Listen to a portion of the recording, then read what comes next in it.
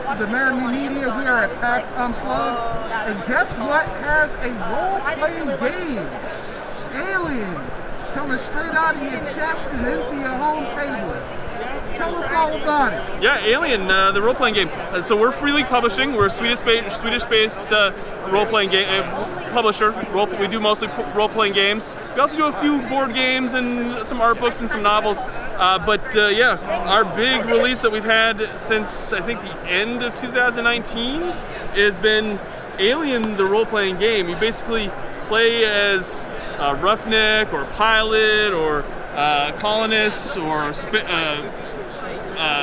colonial marine in the Alien universe. There's a couple different products that we have to get started. We've got a core rulebook, which looks just like this right here. It says everything that you need to play.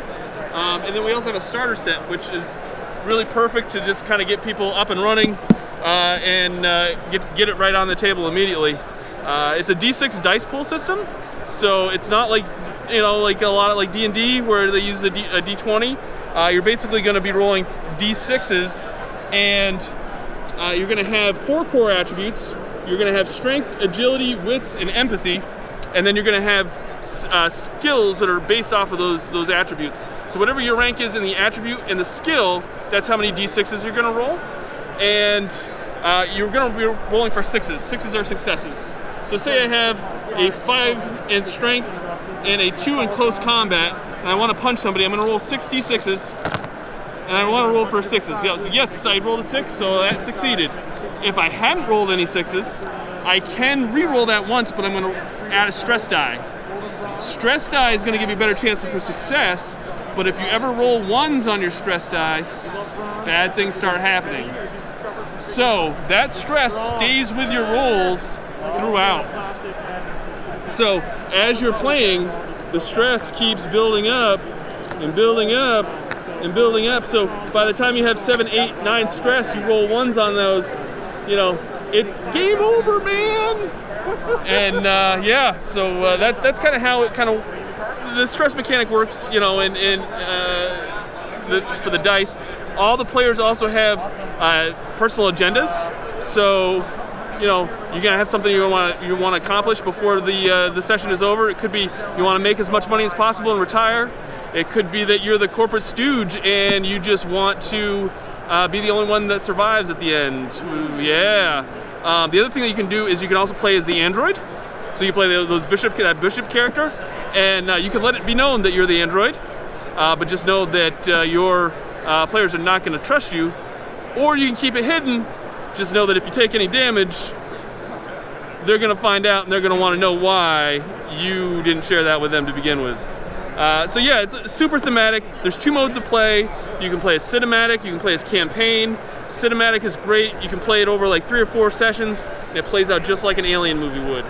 So all your players are not going to survive, and that's probably the best part about this game is epically dying, because that's what we all love those first couple of Alien movies, why we love them so much. There's also campaign play, where you just keep playing an ongoing character, and maybe you're not encountering xenomorphs and all those big ugly things in the Alien universe. So yeah, we've got the starter set. We've got another cinematic scenario called Destroyer of Worlds. All the books are all written by Andrew E.C. Gaska. He was the IP consultant for 20th Century Studios for Alien, He wrote the continuity and canon Bibles for the franchise. So anything that gets published or made, it all goes back to his canon Bible. So all the books, they reference movies, they reference books, they reference comics, everything that's been put out for the Alien universe. Everything in the canon is in the... Yeah, so all these books are pure canon. So he really wanted to make it like source material, kind of like the way the Star Wars, the West End Games Star Wars role-playing game was back when we didn't have Star Wars like Palooza that Disney gives us now. So yeah, he wanted to make this kind of that for the Alien franchise. Super great guy. He's won a lot of awards for this RPG, and if you love the Alien movies, especially the first couple, I think the first two are still the best. Personally, I think so too.